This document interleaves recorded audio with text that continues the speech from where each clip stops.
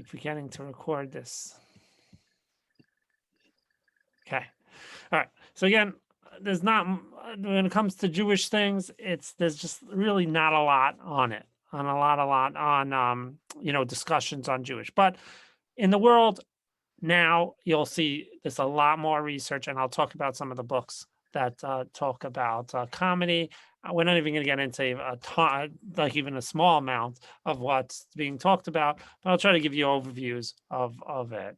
So the Gemara tells us in Shabbos that when Rabba would start his shir, so he would start his shir with a joke. He would be start in a humorous way, and then afterwards, then he got serious, and then he talked about halacha. The Aryeh Kaplan was once asked if there's any jokes in the Talmud, and he said, "Yeah, but they're all old ones." That's an old joke. So I figured if Rabba could start off with a joke, I'll start off also. So we'll watch Ilan Gold, who I think is hilarious. See, luckily, all of our traditions are done in the privacy of our own homes, right? Thank God. I could not imagine any of my non-Jewish friends following me around on B'dikat Chametz night.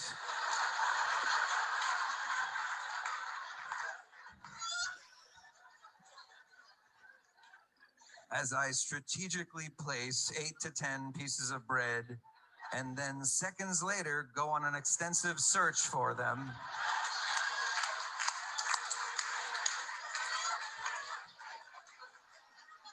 It would be a little embarrassing, He'd be standing next to me, I'd be like,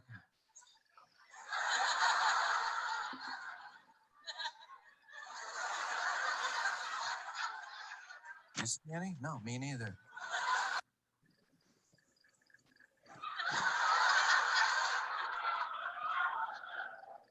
She wasn't listening to me. It was very frustrating. What? She wasn't listening. I was telling her what to do.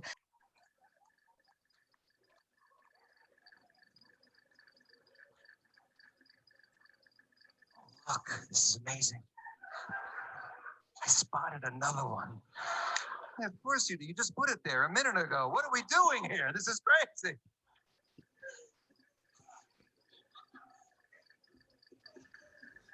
And I don't want to have the conversations that you have to have with non-Jewish friends, right? So you're doing this with the bread and everything. You guys are really mad at bread, huh? It's like, oh yeah, you don't know the half of it. Livid. What did bread actually do to you? I think the real question is, what did it not do? Okay, it did not rise in a timely manner. All right, that's right. So that's it. We're done with bread. Finish. What happened was the Egyptians, they were chasing after us, and the bread had just sat there, did nothing. Well, shouldn't you be mad at the Egyptians? No. We focus all our anger on the fact that we couldn't make a sandwich. Okay. We're fine with the Egyptians. We made peace with Egypt, but bread will never forgive, ever. See, luckily, this comes up in a number of places, jokes within the Talmud.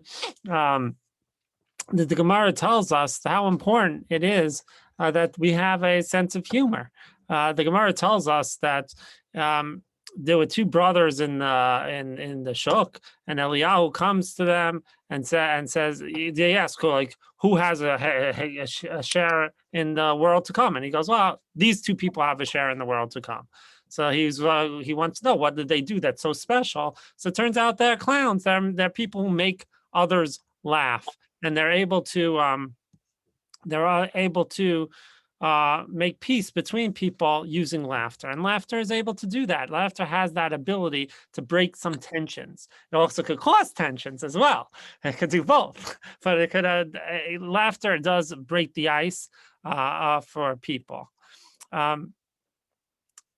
Jews throughout the years have used comedy to deal with terrible situations. Even in the Holocaust, Jews had many jokes that they would talk about. Even the worst person, Hitler, Yamach Shemo, they would say there was a joke that said, the Jews said things. The only person we trust is Hitler because every single thing he promised the Jews, he kept.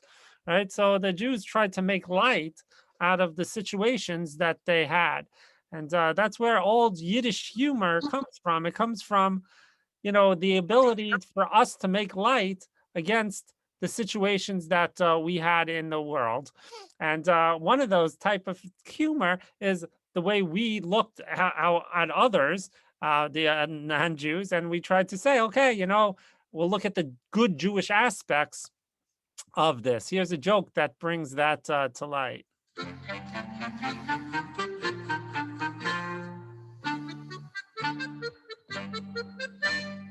A goy zegt wie a Jid esst a Stückel Hering und fragt bei ihm. Von was sind Jiden a so klieg? Weil sie essen die Köpfe der Hering im Petit. Gib mir, ich will kaufen ein bisschen Hering. Gib mir einen Kopf von Hering. No problem. 10 Groschen. Kauft den Kopf von der Hering und esst es. Aber efter 10 Sekunden später sagt hey. What level the crib should be at and where. Hat 10 Groschen kann ich kaufen eine ganze Hering. Diesmal verkauft nur den Kopf. Aha. Siehst, rief der Jid. Die ist aufgegessen nur ein Kopf. Und sie sarbet schon.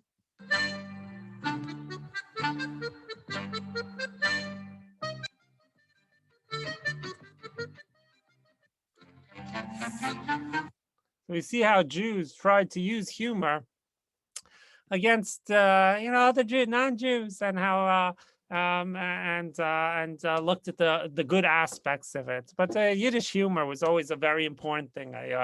Even like Yiddish curses is not like curses today, where curses today are just one bad word. What they call them a nonsensical word. They call it as a curse, right? Yiddish curses are like real curses.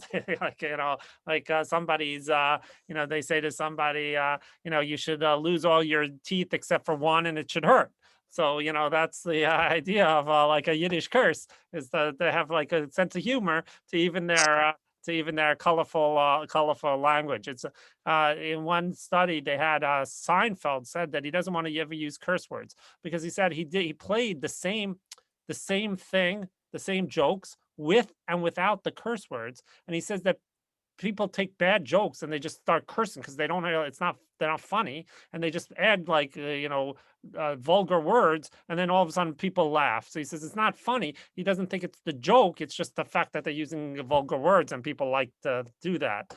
And so he wants to say that humor should be something smart. Jews always look towards life and to the way we live, and look for ways to make fun of the way we live in the world. Jackie Mason was always known for that as well. He also his type of humor also is not. If you, yeah. Well, he just said whoever wrote Rabbi Zwickler. His jokes also, so he got unclean and so on. I was very uncomfortable. I actually saw him live in the Grossingers when I was in Grossingers, and I was very uncomfortable even as a kid. Especially as a kid, I was very uncomfortable listening to him. But he has some funny stuff. He was a rabbi. His brother, I learned with his brother as well. It's all true. People want to eat simple food, and they don't care if the food tastes good or what it looks like or how much it costs. They don't care about any. Why do you think? Here's the best example. There's a lot of people looking at me cynically like they think I'm exaggerating. No. Let me ask you this question. Here's the best example. Sushi. Why do people love sushi? I ask you a better question. How come nobody ate raw fish before it became sushi? Sushi became a trendy thing. People have to say, oh, we're having sushi, we're going to sushi. Before it was called sushi, did you eat raw fish? Somebody said to you, here's a piece of fish, I forgot to cook it.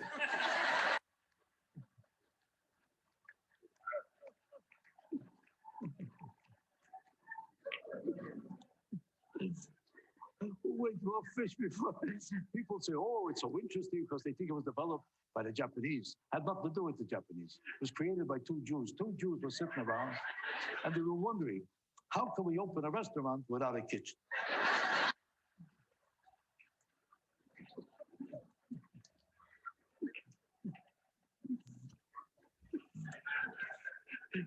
Every year and a half, a new fish becomes a hit. Remember when Cajun was a big hit? The biggest hit was Cajun. What is Cajun? Point fish. That's the opposite of sushi. Now they got crazy about point fish. Before it was called Cajun. Did anybody eat point fish? I said to you, here's a piece of fish. I point it. You want it? You would say, schmuck, it's point fish. It's not point fish. It's called Cajun. Oh. How come nobody eats a point bagel? I'll tell you why. Because it's not called Cajun. If you show somebody a bagel and say, what kind of a moron are you? No, but this is a Cajun bagel. Oh. You could burn a guy's whole house down. Tell him it's a Cajun fire. No kidding. Fantastic. My mother couldn't cook. She couldn't cook. Nothing to be ashamed of. All her life she made Cajun food. I never noticed.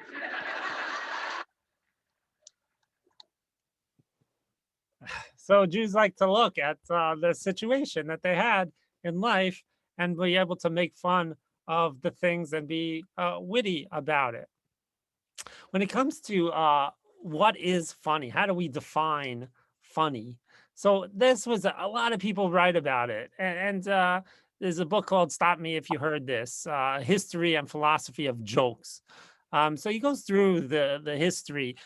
I'm going to show you another book, which I thought is even better. There's an article written, May You Be Inscribed for a Good Laugh by Meir Soloveichik. He talks about this as well. Again, I never thought any of these articles are great about it, but you know, because they all take to the degree that there's something about humor, and we'll see that humor has really changed and more so radically even recently.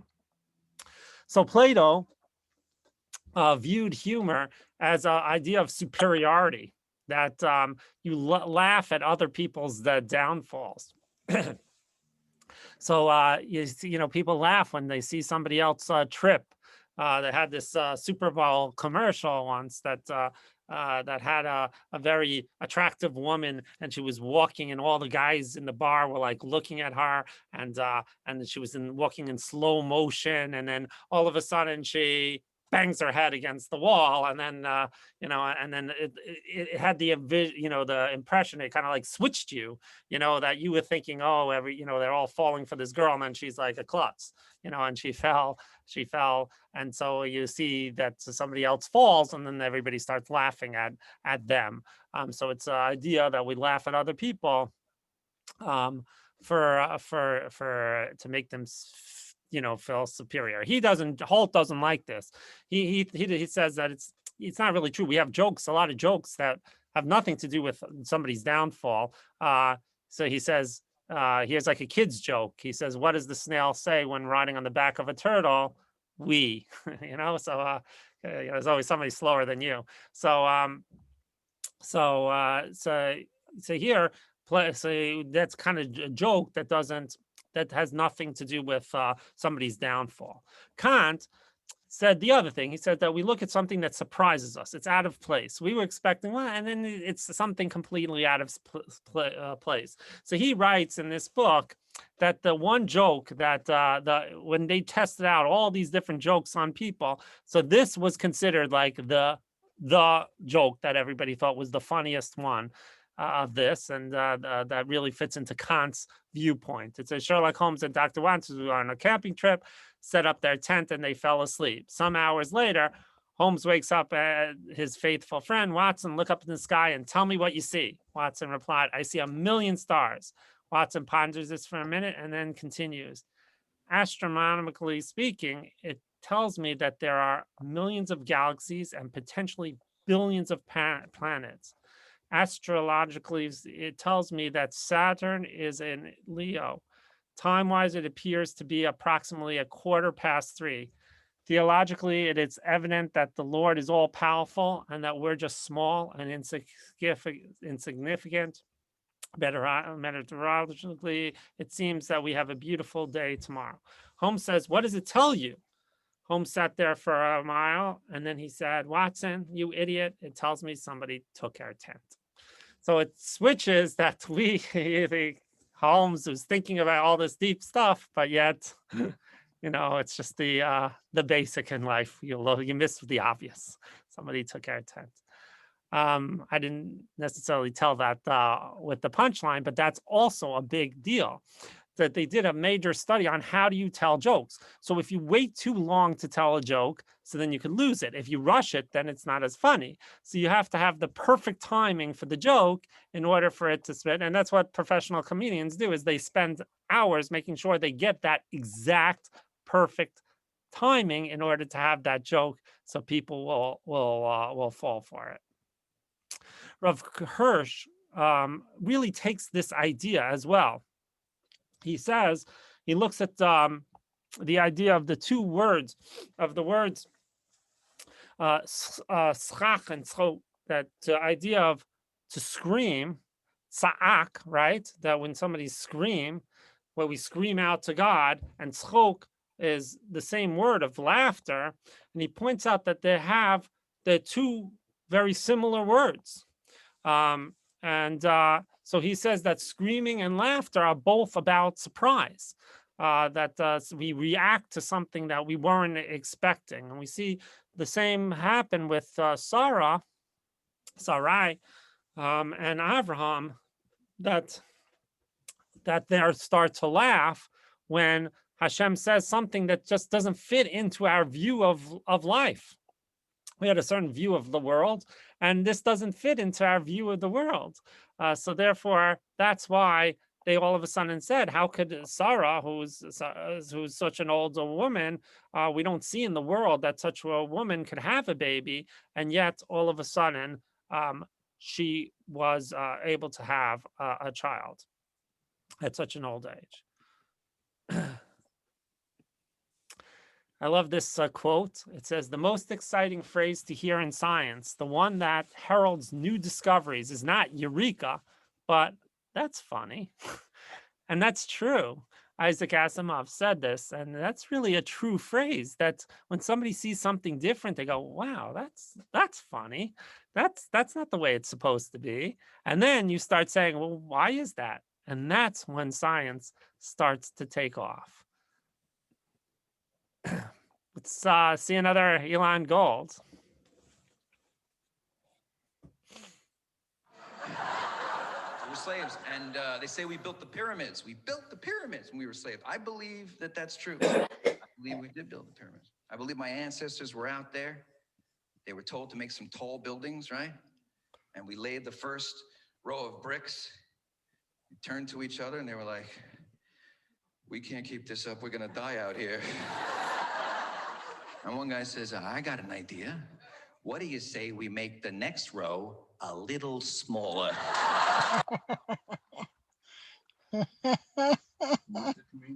Elon Gold.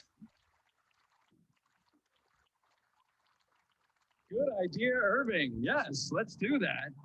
And then they did it, and they were like, no one noticed. Maybe we could go a bit,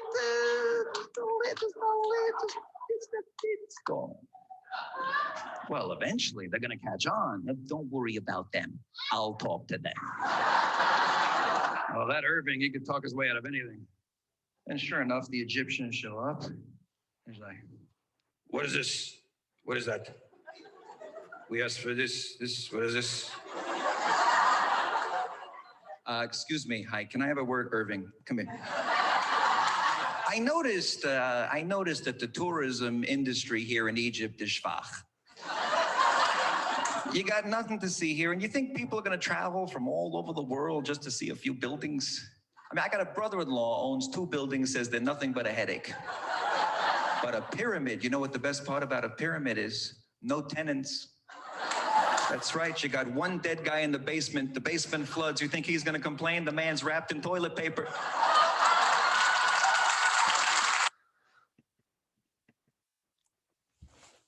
Originally, when it came to comedy in America, so people had comedy for centuries, but people, you'd pass on jokes, and even in the times of old times, people had even, raunchy jokes, all different types of jokes.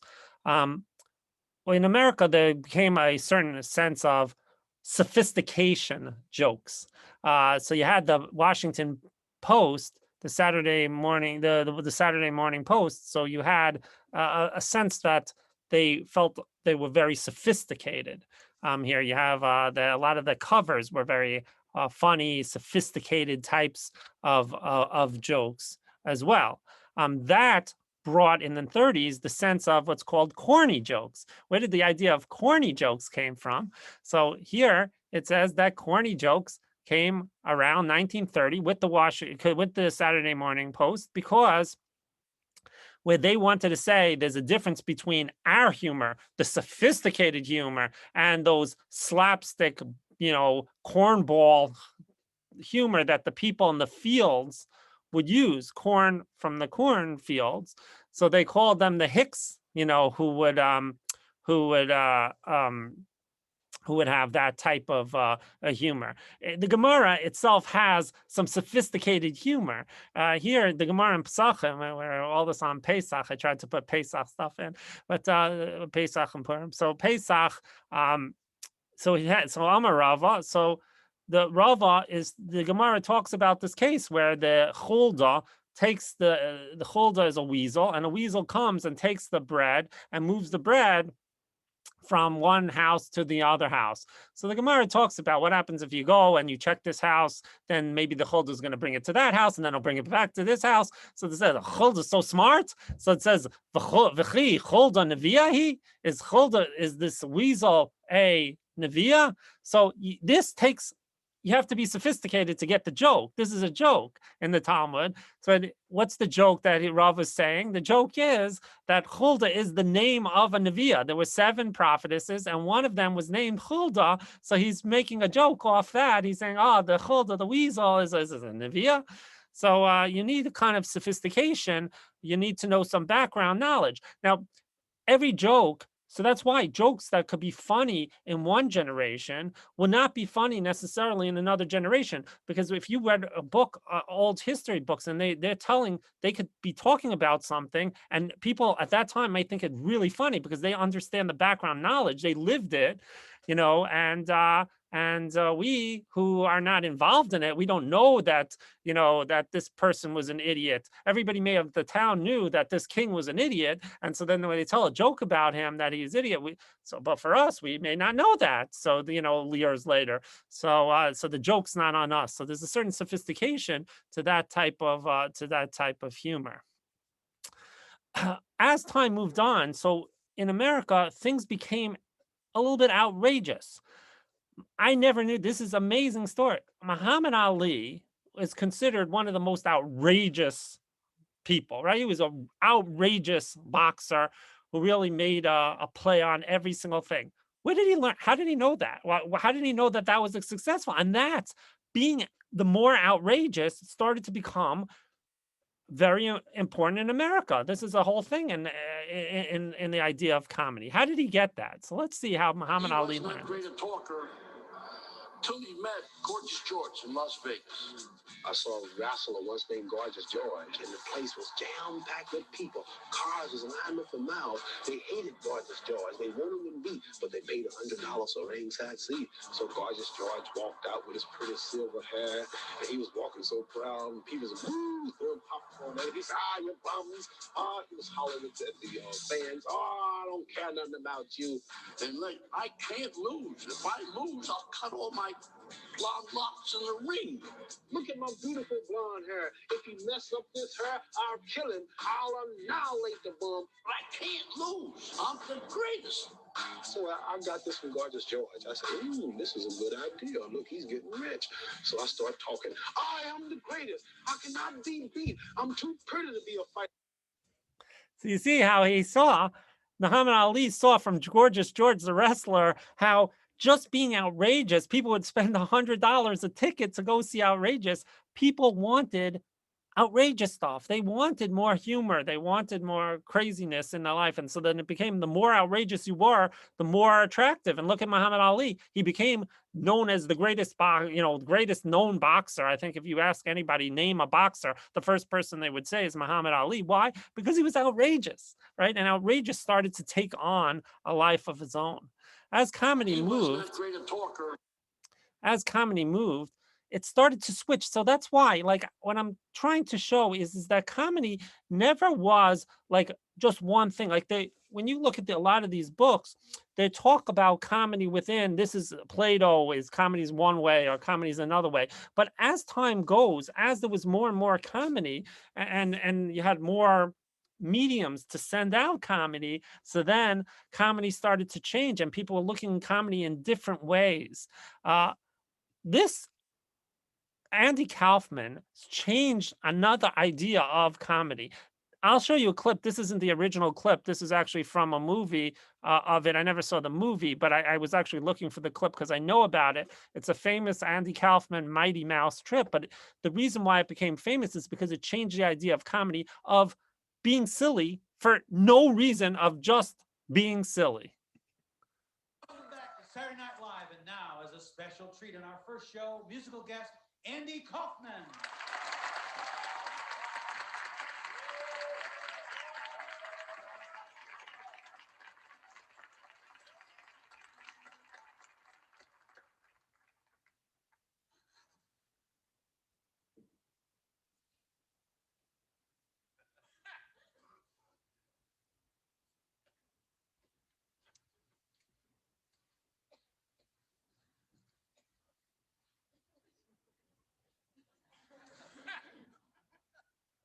What's wrong with this guy?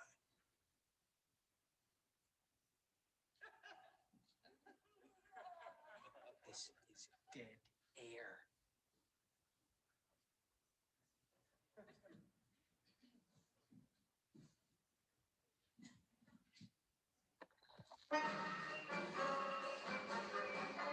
Mr. Trouble never hangs around when he hears this mighty sound.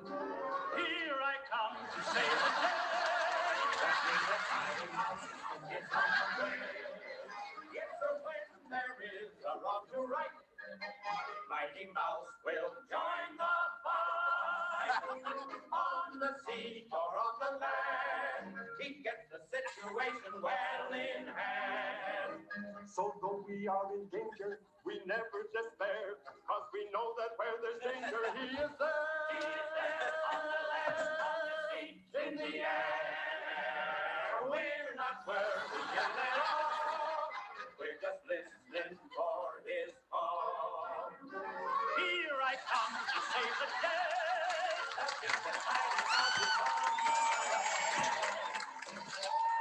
People absolutely love that. They thought it was hilarious. It's not, it's so stupid. It's just like so dumb. He's not doing anything.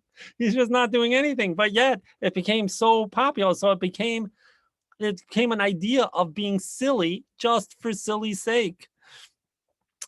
Towards that, as comedy started to take off, so it became that people wanted to have a joke a minute. Is like, just keep piling on the jokes. Airplane, the movie, which is what I grew up on, is just one joke a minute. It's every single second is another joke of the movie, if you haven't seen it. You'd better tell the captain we've got to land as soon as we can. This woman has to be gotten to a hospital. A hospital? What is it? It's a big building with patients, but that's not important right now. Tell the captain I must speak to him. Certainly. Excuse me, sir. There's been a little problem in the cockpit. The cockpit? What is it? It's the little room in the front of the plane where the pilots sit. That's not important right now.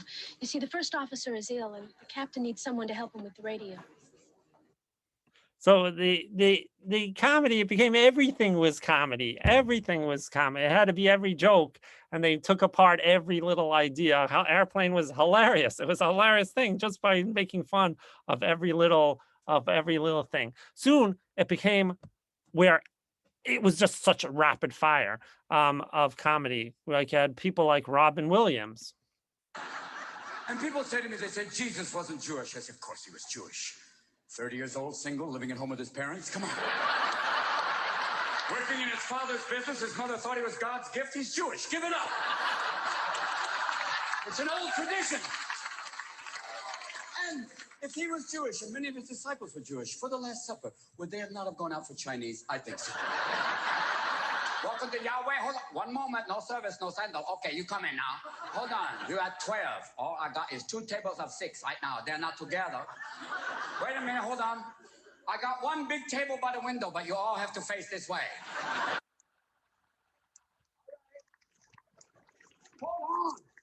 You are glowing, so I guess we won't need the lamp. That's very nice. And you just turned a Szechuan chicken into a live chicken. You're that good.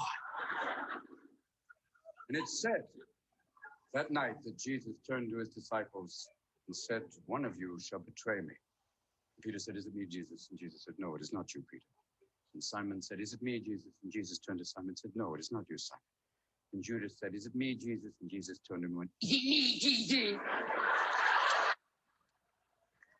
Thus you see two traditions beginning, Jewish sarcasm and Gentile humor, together, born. And people say to me, Now it's hard to find actually a Robin Williams joke that is even clean, but he just goes like crazy and says whatever comes to his mind, but it's just so silly, so silly and silly. A comedy had to become about of every single thing. Even I don't even think this is funny, so I'm not even gonna bother to show it to you. But this is Rabbi Sachs. Here you have Rabbi Sachs and Ashley Blackler, who's a comic who was on Broadway. And here they got Rabbi Sachs to do a skit with him. It's not only Rabbi Sachs, it has turned the whole political world aside. That it can't be that a president does not go on like the late night talk shows to make fun of themselves to show that they're one of the people, because comedy has such an effect on the world that people are like looking towards comedy for their news. A lot of people get their news from comedy shows. I mean, that's where they really get their things to see comedy. In the book Planet Funny, which is a really good book, it's written by Ken Jennings. I read the book. It's a good book, really good book, but it's not a funny book. It's not funny. He analyzes humor, but it's not. He doesn't like tell jokes or anything like that. He's not he himself is not funny, but he says here that it's really that in a way we're trying to reach we're reaching up this peak in funniness, that everything has to be funny. Every commercial has to be funny. Every single thing is that we're not finding it funny anymore. It's like, oh, you listen to it and go, oh yeah, that's funny. Yeah, I approve. That's a pretty funny joke, right? But it's hard for us to like laugh out loud because everything is becoming about a joke, right? If everything's a joke, so then nothing's funny. And we're very sensitive to what is good joke, what is a fair joke, and what's not a fair joke is still being even debating today, because the people are trying to make fun of everything, from politics to religion to everything. Everything becomes about a joke, and then the question is what things maybe there's certain things that we shouldn't make fun of, some things that should be serious in our lives. So do another.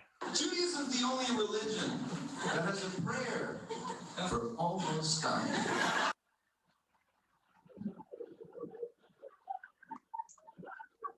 It's called benching Gumel. Many of you know this prayer, others don't. You get up there and you thank God that you say like one sentence, like thanking God that you didn't die. And the whole congregation says another sentence in Hebrew, like, I don't know, it's a good thing you only almost died. And there's always like two guys in the corner, like, hey, you better not die, son of a bitch over money. It's the problem in our community. Yeah, I'll tell you what I like to call it. I consider it Gomel abuse. People who have no business getting up there with their near-death experience. And I buff them on it too, right? Just don't waste my time. Children won't enough. Don't waste my time. So they would come down from the beamer and I'll be like, man, you look fun.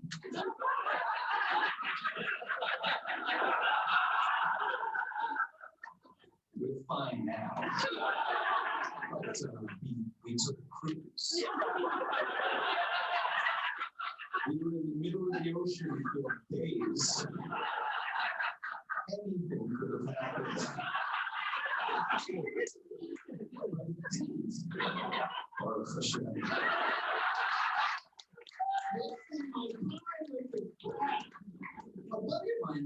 Actually, I had to bust him. I was like, what are you doing up there? Like, I would heard something almost terrible happen to you.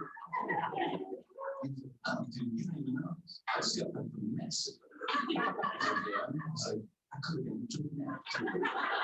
I was like, you were a bizarro.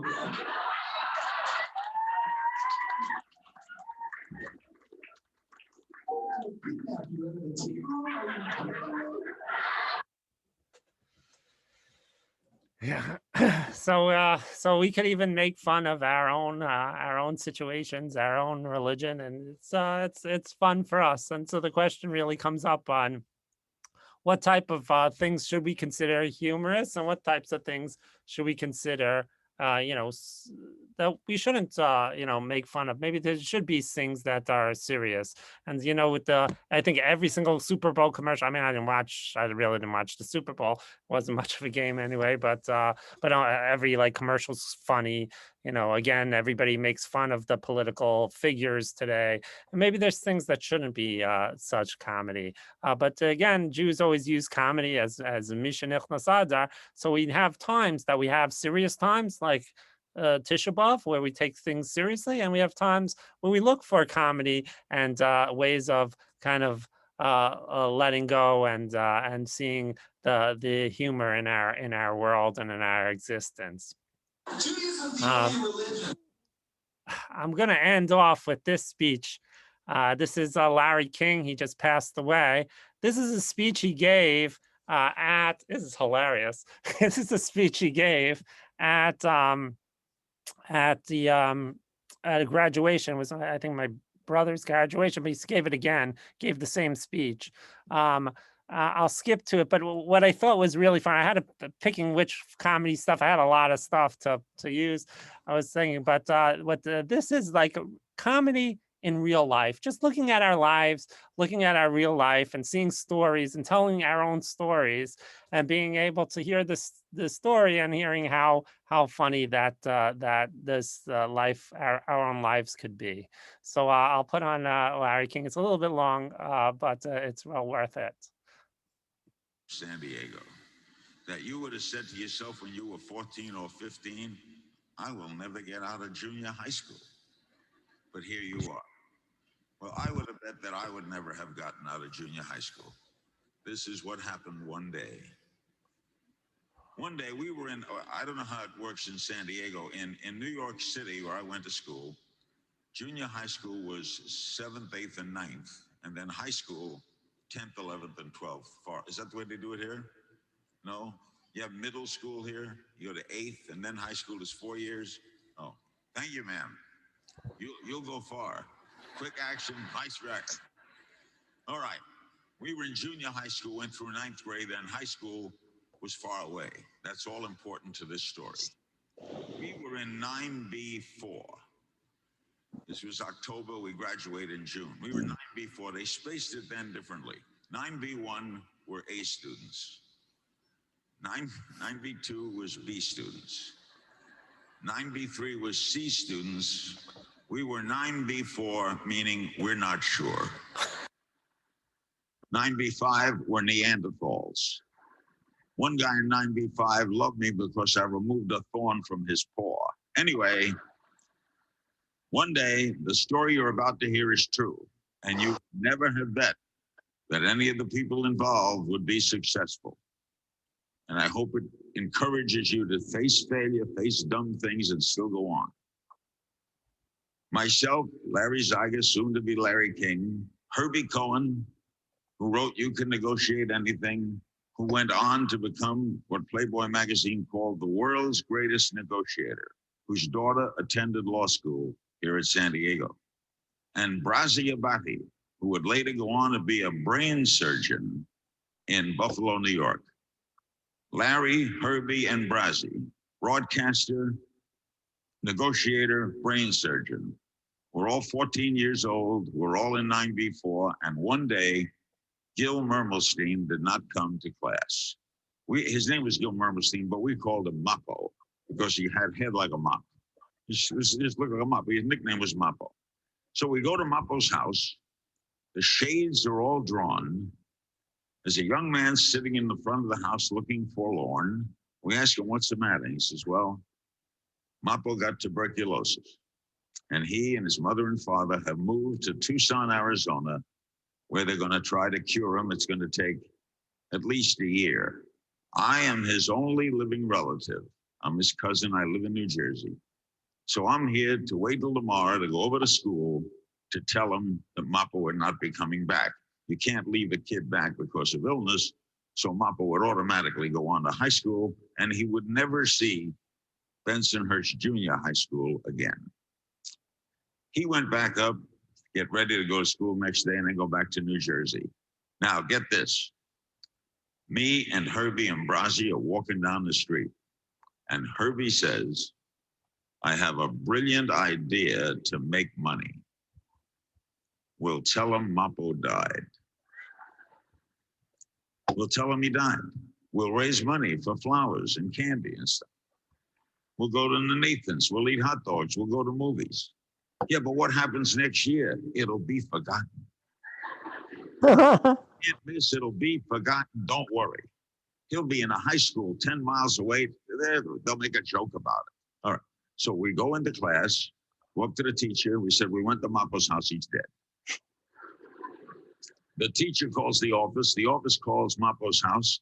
The operator says, phone disconnected. School marks him dead. We collect $211. And we're living like kings, man, living it up. Now it's 3 weeks later, and the principal asked to see us in his office immediately. Okay, we're walking down the hall, and here's a sign, failure is about to hit us. Brazzi wanted to be a doctor. He's crying, I'll never be a doctor, I'll never be a doctor. My father had passed away. I'm crying, my poor mother, how's she gonna handle this? Here's Herbie, the negotiator. No problem. I'll handle this, no problem. We get into his office, an unexpected thing happened. The principal was not mad at us. He was glad to see us. He didn't know us from Adam. It was a big school. Sit down, my 3 young friends. Would you like some coffee? No, well, let me tell you what's going on. The New York Times is starting a series of stories saluting junior high schools. High schools gets all the credit. So we want junior high schools to have projects. Well, we had a faculty meeting. What project could we here at Bensonhurst Junior High School do? And then one of the teachers told us how you, 3 boys, raised money in honor of your late friend. We looked up the records. You know that Gil Mermelstein is the only student in this history of this school to die. Most people make that leap past 14. So he says, what we're going to do is we're going to have the annual Gil Mermelstein Memorial Award. We're going to have a auditorium the day, 2 days before graduation. We will honor the winner. We'll invite his or her parents. We'll invite the New York Times. We'll invite the entire school and the assembly. We'll give the winner a replica, like a little trophy.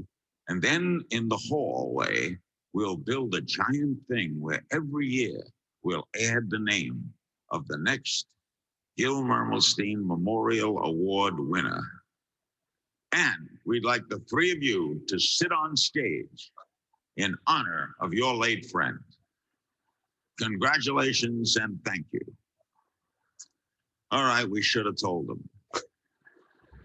We should have told them, but we were caught up in the ego of the moment. You know, so we're in the hall, we're walking along, and Herbie says something I'll never forget.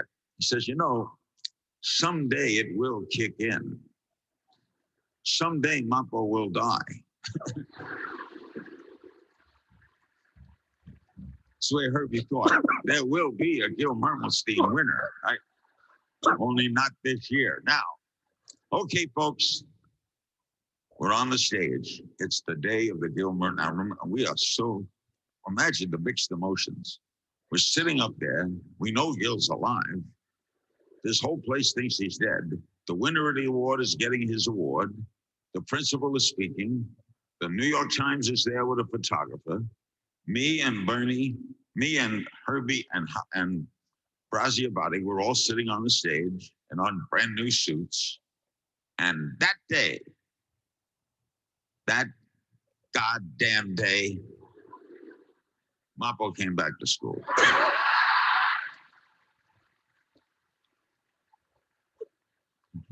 There's three ways he can enter the assembly. There's like Chinese little Herculine glass on the side, or two big brass doors that lead on to 84th Street. Mappo chooses the doors. As he opens the door, the first thing he sees is the assembly is crowded, and there's a big sign, Gil Mermelstein Memorial Assembly. Now, Mappo ain't the brightest bulb in the world, but he knows what memorial means, right? The kids in the back row look at him, look at us, and know right away, Herbie Brazzi and Larry glommed us for $211. This is a farce. They pulled it off. Now, they did this quickly because they were New York City kids. I don't gloat about being a New York City kid, but there is one thing true about if you can get through the New York City school system. I'll put it this way. If you're a D student in New York, you're mayor of Des Moines. You can phone it in. Anyway, these kids start to scream, and one of them yells to the principal, "Hey, Mr. Principal, that's Mappo. Mappo is alive." Principal starts to look harried. Herbie gets up on the stage, actually does this. "Go home, Mappo, you're dead." Mappo flees. There's pandemonium. The winner of the award. Do I get the award? Do I get the award?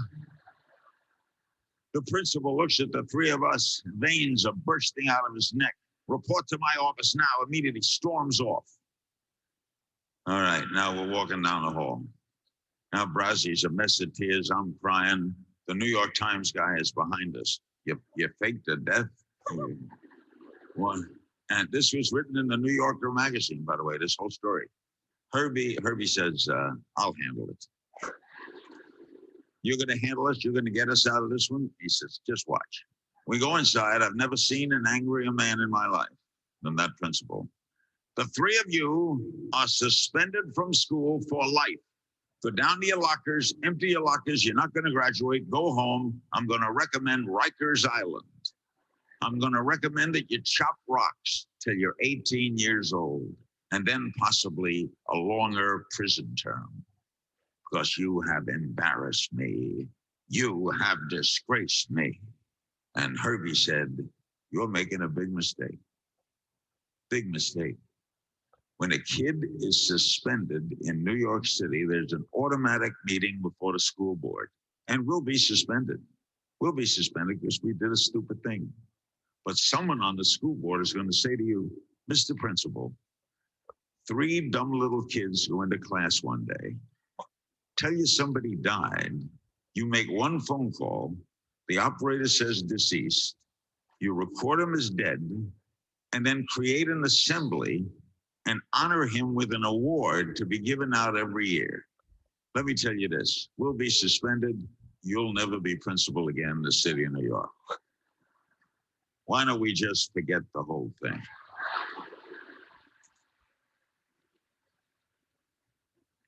And it worked. We all graduated, and the sum of it is we didn't graduate alphabetically, but we graduated by size. So, who the tallest went last. So as we're going down, Gil Mermelstein was right in front of Herbie. And the principal's handing out the diplomas, John Jones, Frank Blank, John Frank. And then he says, "Gil Mermelstein." Herbie says, "I'll take it. He's deceased."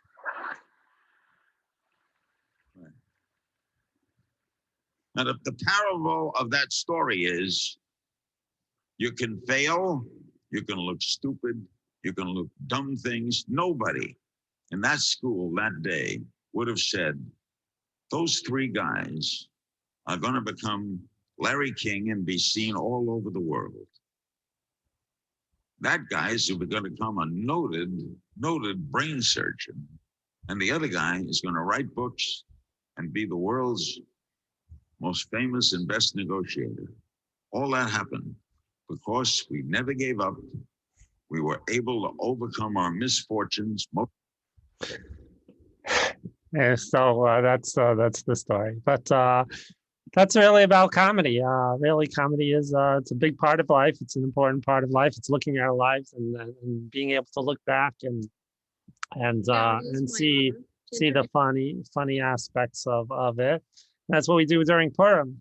We look back at the sense of where it was impending doom on the Jewish people. And then it all switched around.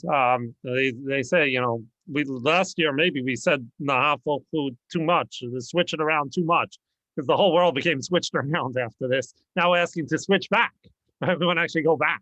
But that's really what Judaism looks at, is as we look at the bad situations and we see the humor in them, and we use humor to help us get through some of the difficult portions of life. So thank you again for coming, and hopefully you'll have a fun and funny Purim and Adar. You got the jokes. Okay. Thank you, Rabbi. Okay. Thank you very much, Rabbi. All right. Have a good night. Thank you. Have a good night. Have a good night. Thank you, Rabbi. Good night. Night. Night. Yep. Thank you. Thank you. Thanks, Rabbi. All right, thanks. Bye. All right. Okay.